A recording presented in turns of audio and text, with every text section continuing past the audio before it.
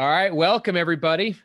Quick recap of last week. If you couldn't join us, we had Elon Sudberg, the CEO at Alchemist Labs. Elon joined, talked a little bit about his family's venture into testing, producing some of the most regarded certificate of analysis in the supplement industry, how he got there, some of the dark underbelly of the C of A's that are being fraudulently produced in China, and why company culture matters most in his business.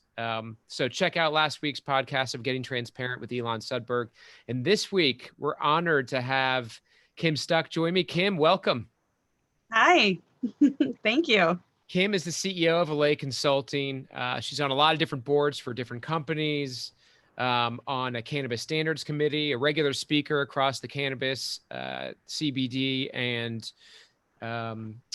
the hemp industries, and a thought leader. So it's good to have you, Kim. Yeah, thank you again. Happy to be here. So listen, your career has taken some interesting paths. It looks like you initially studied photography and got your associates in there, and then maybe figured that might be fun to do, but hard to pay the bills. I don't know. Or maybe you got bored or got tired of Bridezillas. How in the world did you end up with your own firm in cannabis consulting? Yeah, so, when I talk to people that I went to high school with, they're always really shocked at what I do and what I got my last degree in. Because in high school, I was a nerdy theater art kid. And I did photography, a lot of photography. I was on the newspaper. Did the photography there and all this stuff for the school, and lots of extracurricular stuff. And so I wanted to, go to art school, but you have to have a lot of money to go to really nice art schools. Yeah. So I went and got my associate's degree in fine arts photography to try to, get really good grades so I could get a scholarship to go to like a big art school. Well, exactly as you think, I still love doing photography and art, but it doesn't pay the bills. And I was not talented enough to make that work. So I ended up working in restaurants and bartending, right? Yep. Between the time of that. And I worked for a really long time in Fort Collins. I loved Fort Collins, and it's a great place to be in Colorado. And then I turned 25 and was like, okay, I need to like do something different. I can't just be Right. a bartender for the rest of my life, even though I loved bartending. I just wanted to try something new. So I ended up going to school for human nutrition biochem, which is a total science degree, but I'm really good at science, always have been. And I was like, this is something I could do. I could become a registered dietitian, food safety. I worked in restaurants my whole life, so I knew what I was enough about it. And so, yeah, I went back to school. And then when I graduated, when I got close to graduation, I realized that I didn't want to work in clinical. I didn't want to work in hospitals. Being a registered dietitian is a very hard job. And it's a lot harder than you think because it's counseling a lot of very sick people. Right. So I was trying to find other avenues. And one of my professors reached out to his really good friend, who is the executive director of DDPHE, which is the health department in Denver County. And sure enough, he reached back out and said, hey, we'll do an interview. I actually got that job, got offered the job as a health inspector 3 days after I graduated. So it was like this huge, like, oh my gosh, I got a government job, like right away. I got really, lucky. It was great.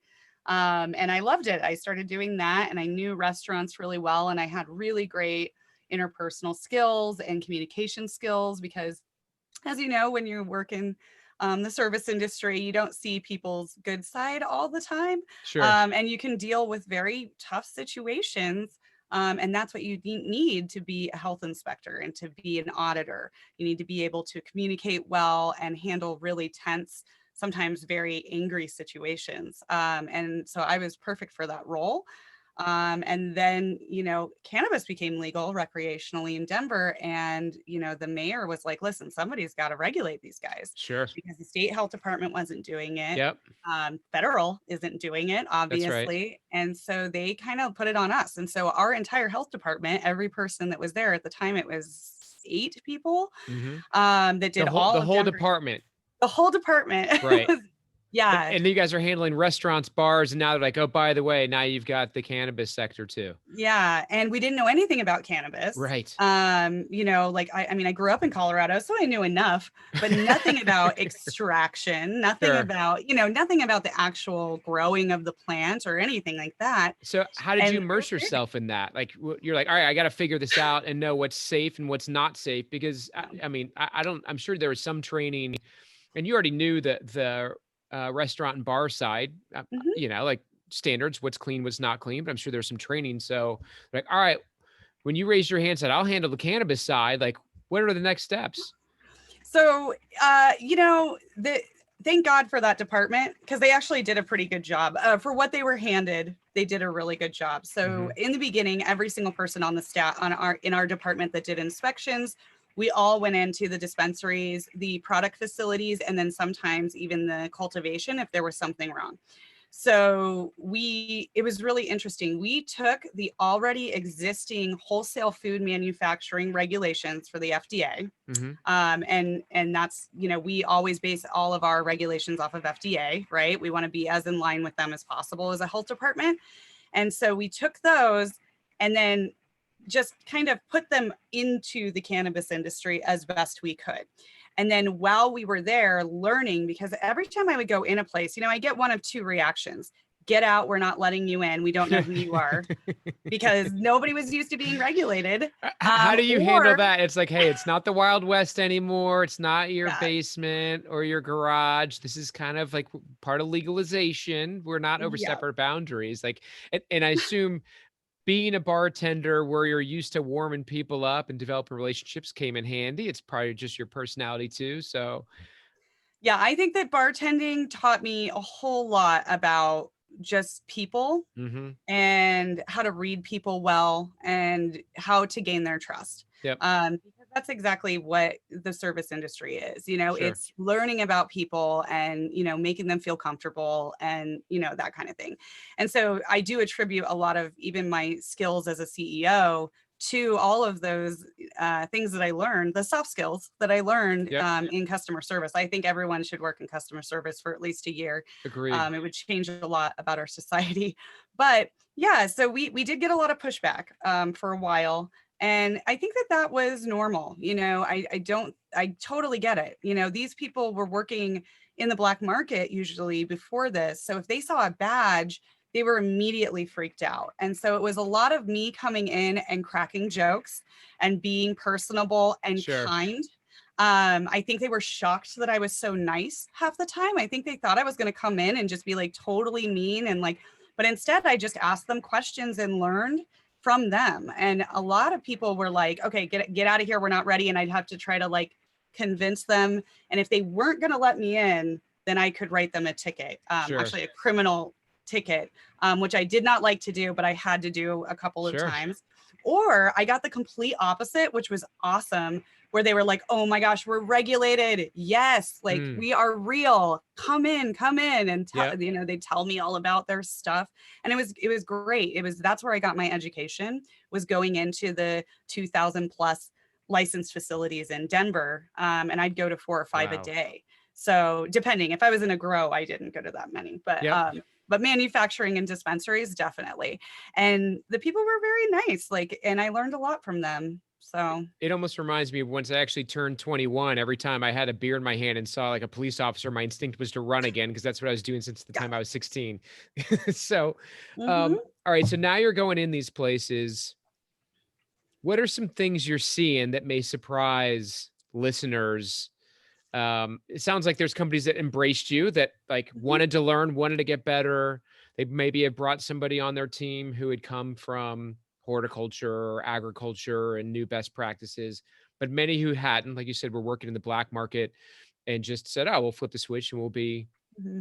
legal now," but really didn't have any understanding about safety. What are some things that may surprise people or some interesting stories to share? Yeah, I mean, I don't think it's like necessarily surprising because you don't know what you don't know.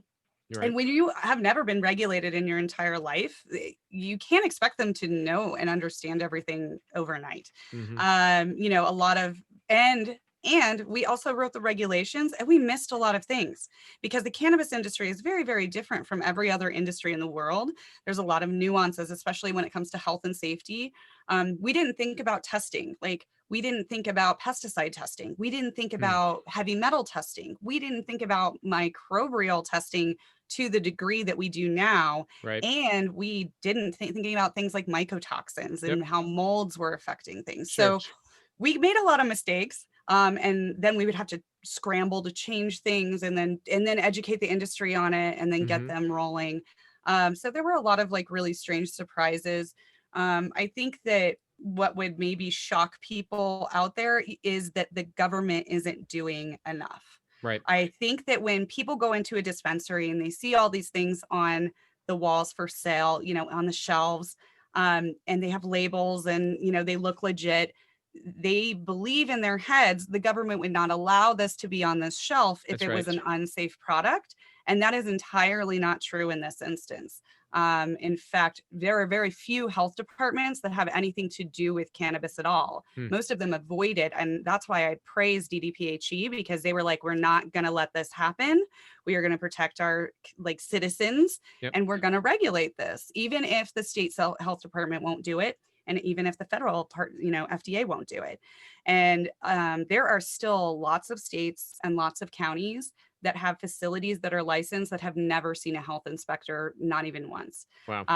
And that to me that is terrifying because there's a lot of things that can go wrong. And there's a lot of like health issues that can happen. But at the same time, my company wouldn't even exist if there weren't good companies. Like everything that we offer, other than, you know, state regulations, obviously they have to follow those, the MED, the OLCC, the BCC, they're coming in. But when it comes to the health and safety side, FDA, GMP certification, ISO certification, none of that is required. And we have really great companies that hire our company to come in and get them there. We're like their own personal health department, if you will, that gets them so that they're selling safe, good products. So, you know, a lot of them are really great. So we just worked together for our audience. Kim's company Allay and our company Tag One just completed a white paper we just pushed out called Hemp to CBD: Roadmapping Your GMPs and Integrated Supply Chain. You can download it at either allayconsulting.com or tag1.com. And a lot of it gets into this common GMP mistakes that companies make. What's one mistake you saw that you'll never forget as an inspector? Oh man.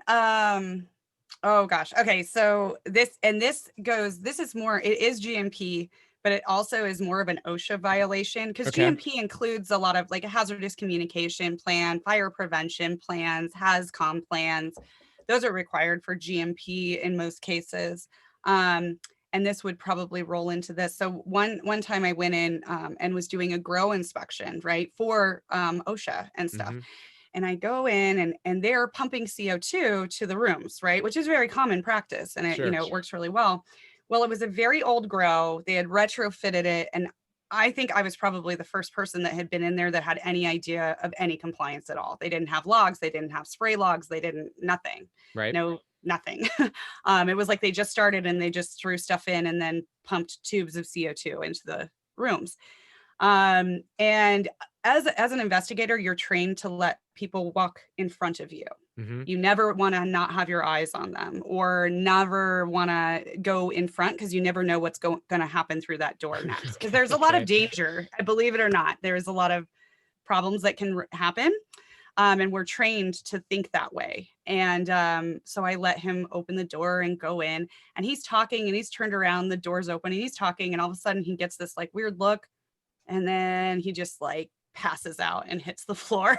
And I'm like, oh gosh. And the grower who's with me, you know, is like, oh my gosh, grabs him by his feet, pulls him out of the room. And very quickly he came to and started breathing. Right. And I was like, okay, we need to close this off. We need to shut all this CO2 down. Do you guys have, you know, your sensors installed? And he was like, what sensors? And I was like, do you even know how much CO2 you're pumping into this room?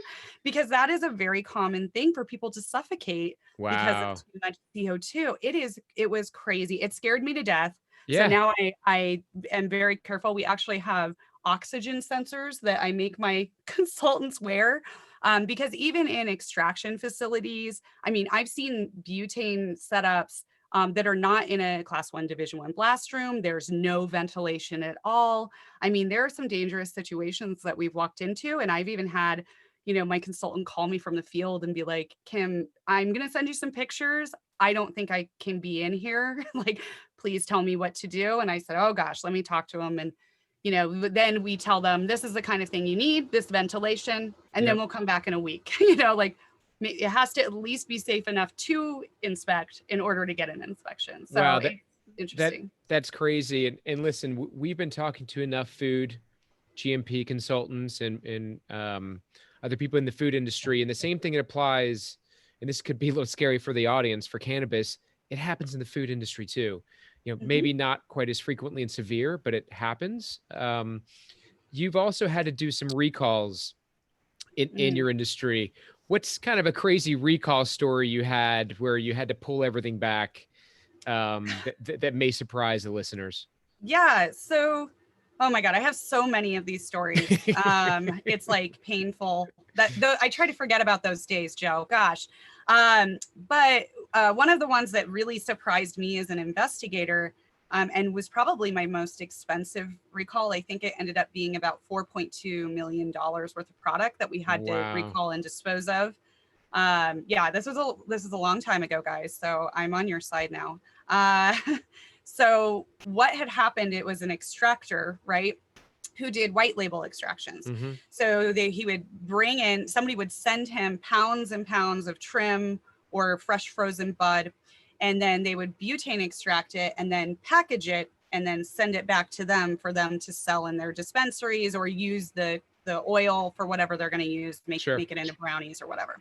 So we went into a few different dispensaries. There were some complaints about people getting headaches, things like that. And so we had to look into it as a health department. So we went in and started testing some of the products, and they were really, really high in a couple of different pesticides. Myclobutanol and spironolactone was the other one that was very high levels in it. And we had to really trace it back to where it came from, because what we found was there was some concentrates that were from like 6 different grows, all different trim put into the same batch and then extracted and then sent other places. So it was really hard. It was this huge spider web. It took us about 4 months to figure it all out. But when we figured out where it was being extracted, we went to that site. I did an inspection, and I realized the extraction equipment itself was really dirty, like dust buildup. You could see like, there was like crusted on THC concentrate on this machine. It was not pretty. It was really gross. And I was like, what is going on? What is you guys' cleaning? Like, what is happening? And so they didn't have a cleaning procedure at all. They were not sanitizing or cleaning anything in their facility at all. And they were extracting from about 36 different grows within like a week or two, like it was like one There's thing no after breaks, another. no clean breaks, no kill, no. So they had all these grows that were sending them stuff. We found, and it took a long time for us to figure it all out, but it traced back. There were 7 grows that were heavily using illegal pesticides at this time. And they're still illegal, but it had just become illegal probably, that year. And so what we found out was, the grows were doing bad things, but they weren't cleaning between runs. So even if you sent them a clean batch of your good bud and you sent it through, they weren't cleaning in between batches, and they weren't changing their butane cans in between batches. So whatever they were putting out, regardless if the companies were clean grows or not, they were getting contaminated with really high levels of pesticide. And we had to recall all of that. And it was really rough because a lot of the people who gave them product that was clean were really upset. Because they didn't do anything wrong. But because these guys were screwing up so terribly, we had to recall all of it. And it was like heartbreaking, because I had to go to all of these 23 business owners and tell them what had happened, and then explain to them that I would have to put them through a recall. And it was just like totally nuts. Brutal. That's absolutely brutal, but something to think about. I mean, your stories, and I've talked to some other folks that do GMP consulting, and it's amazing that, little things we don't think about, like cleaning equipment in between, or the packaging and bottling, like what's the source of that? And, I've heard somebody shared a story about how the bottles they sourcing were from China and had high levels of lead, which Oh contaminated. They're like, yeah. oh, our product's good, or we're going to put it in here, and or labels or something crazy can cause contamination. If you had to identify or suggest one thing that, say, CBD and hemp companies should be doing to minimize their product risk, what's the one big thing you would recommend? Testing.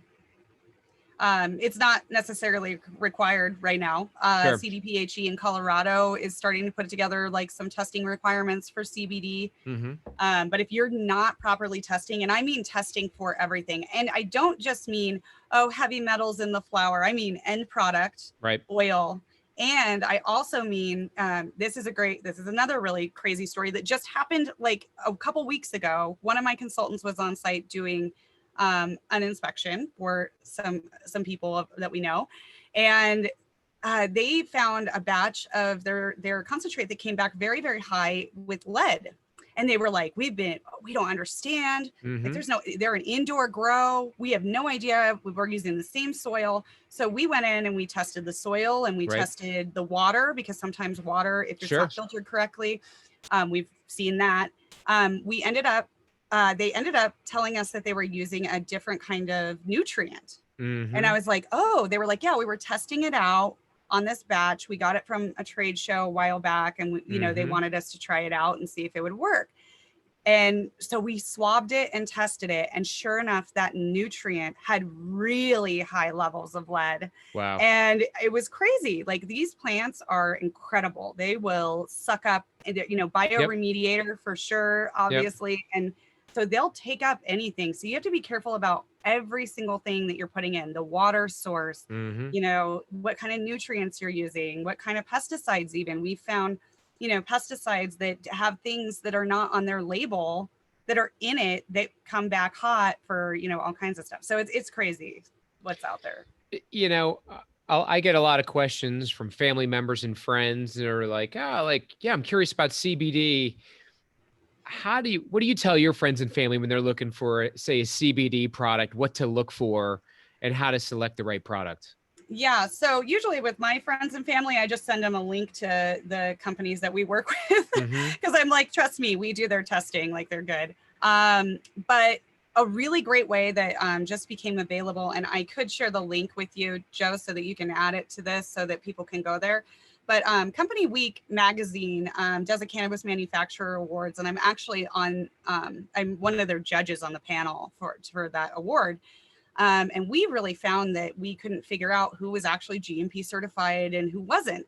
And a lot of people are lying about it. A lot of people are saying, they're ISO certified and they're not. They're just saying all these things. And we were like, well, we should create something that, kind of gets rid of that. Mm-hmm. And so Bart Taylor from Company Week put together this list. It's called the Cannabis Industry Gold List. And what he does is the companies submit him information. He evaluates it and checks that it's real, and then post it on the site. So that's a really great resource to consumers and to people who are like sourcing CBD oil, right? Like if I'm making a product and I want clean CBD oil Yep. in my gummies, I would love to buy off of that list, because that they actually have the certifications that they're saying, and that they're implementing things that are FDA compliant. So that's a good way.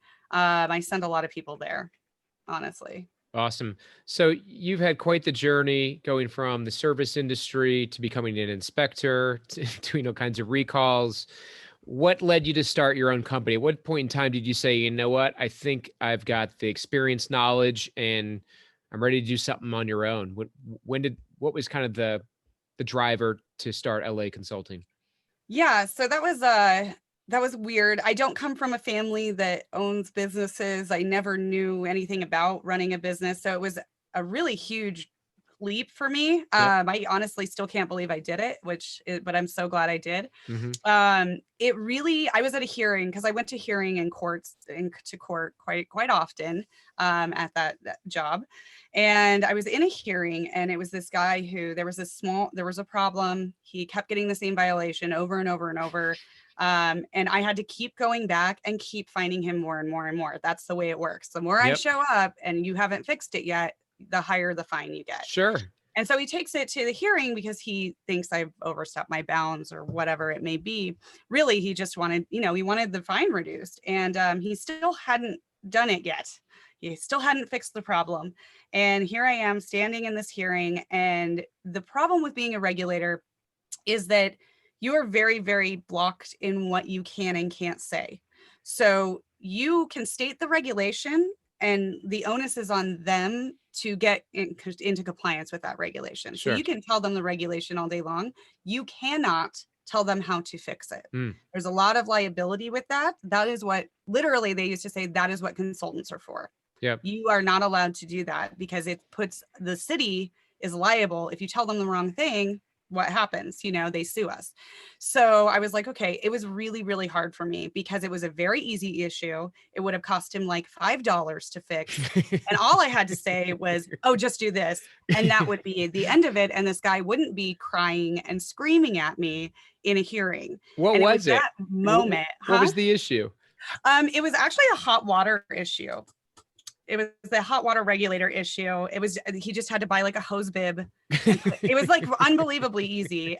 But nobody, you don't know what you don't know. Sure. And it was thousands of dollars, and it was really sad. It was terrible. And I remember that. I will never forget that hearing. I've been in a lot of hearings though. And I just was thinking, like, I could have helped him. I could have saved him $4,000 just by, hey, buy this is a Home Depot. Yep. It was so easy, it was so easy for me. And that was, when I realized that, like, I really need to figure out how to help this industry. I'm in love with this industry. I love the people. I love the plant. Why am I doing this? Yep. And then after that had happened, I got the idea, and I joked about it with my husband, and he was like, actually, that's a great idea. And I was like, no, never. That's not really a thing. And then I started getting job offers from the industry. And that was when I realized, okay, my expertise is people need this. They really do. And I felt that ethically it would have been weird for me to go work for just one individual company, simply because I knew everybody's dark secrets. And I felt like that was unethical. And the only way for me to be ethical about it was to start my own company and then offer my services to everybody. That's right. And I signed an NDA, obviously, with DDPHE, so I'm not out there just telling people what's going on in everybody's places. And it worked out. And thankfully I got to do what I do now. So did you call that guy afterwards, and did you run away scared? You're coming to get him. You're like, actually, I'm here to help, So. Oh my gosh, that actually did happen. I got hired to do just an FDA grow audit. Yeah. And I had done a recall at that same facility maybe a year and a half before. And I showed up, and it was the same master grower. And he stopped me at the door. He wouldn't let me in. I had to call the owner and be like, will you please tell him that I don't work for the city anymore?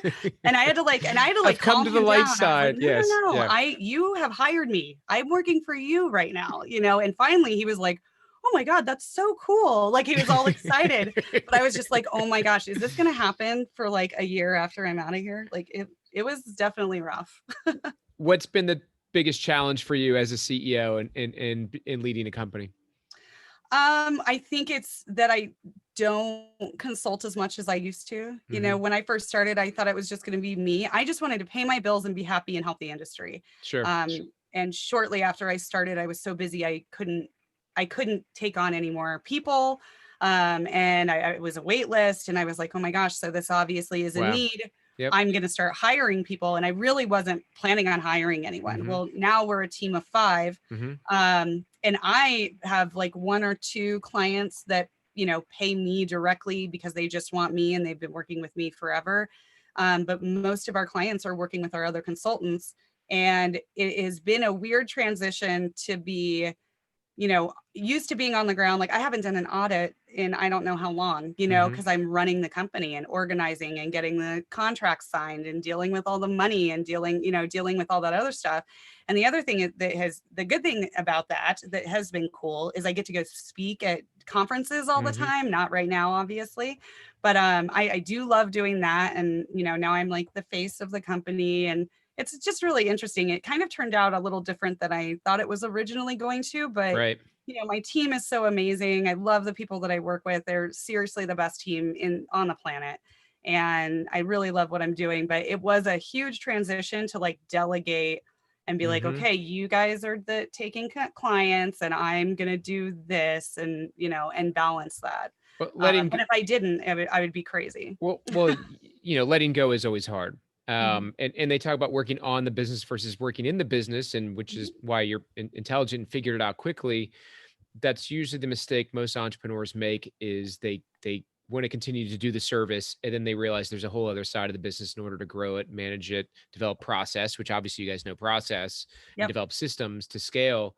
There's a book called The E-Myth. If the listeners want to check it out, which talks about that if you plan on starting your own business, which helps people avoid making that mistake that Kim obviously did not make, and is growing your business. It was a struggle. So, I had to it was hard at first. As with anything, sometimes it takes pain, right? It takes pain for us to figure out that this isn't the best way. And I'm the kind of kid who I literally am the kid who put my finger in the socket twice to figure out, don't do that. But now I'll never do it again. So we're good. So Kim, the last phase of our show is something we call the transparent 10. I don't know if you've listened to the previous podcast, but I'm going to throw some quick questions at you, and you come to the first things that come to mind. All right. Okay. Oh boy. All right. What's your most proud achievement? I think having a company. There you honestly. go. Yeah. Something you love to do. Paddleboarding. Ooh, I just did that for the first time at my parents' house in Clearwater Beach. It was nice. I love it. Yeah, it's my favorite thing. I just bought 2 paddle boards actually this last summer. So good stuff. Something you hate to do. Oh, I really hate doing payroll. Super boring. You haven't outsourced that yet? No, I still do it myself. Yeah. All right. I'll give you somebody. It's cheap, but you don't have to worry about it anymore. Save you time. What's your guilty pleasure? Oh my gosh, this is so ridiculous, but I really like caprese. This sounds so stupid, but I go to a supermarket, and instead of buying like cookies or like ice cream, I buy one of those big things of mozzarella and like basil, and I will eat that for like an entire meal, like an entire ball of mozzarella. Nice. So bad. Favorite band? Oh my gosh, Dead Kennedys. All right. Favorite movie?